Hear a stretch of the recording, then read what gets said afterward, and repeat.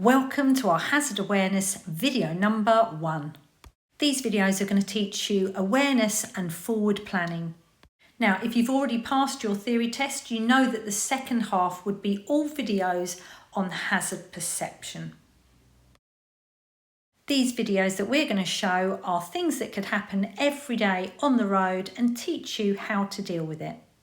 So let's take a look at video 1. I can see all of the flashing lights on the van on the right. I can see loads of vans on the left-hand side. And can you see how the traffic in front of me is starting to slow down? And I can see it's getting sort of to the point where it's queuing up ahead.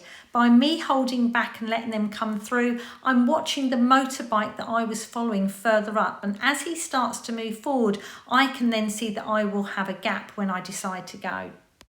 Once I know I've got that gap, I can make my way through. But if I had have gone through and followed the motorbike, there's a high chance that I may have ended up stopping between the van on the right and the one on the left-hand side about here. And then the whole of the traffic would have come to a standstill. When you see scenarios like that, hang your car back a little bit and really think carefully before you proceed through. So let's take a look at the next video. You may be aware that the highway code changed a few years ago. It says as a driver, you should give way to pedestrians waiting to cross on the road that you're about to turn into, like here. It says to do it if it's safe to do so. Now, I spotted those pedestrians way back, so I could slow my car down lovely and early. You can see the man there, very happy that I've let him go. You would only be able to do that with forward planning, so make sure you're looking well into the road you're about to turn into. Now, van drivers, look how his door's just slightly open. He'd only have to push that a little bit with his bum and that would be hitting our car.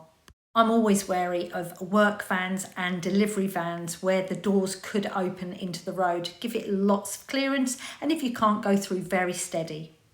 And here's our last video. I noticed everything was slowing down. I couldn't really see what was going on, but then have a little look up ahead.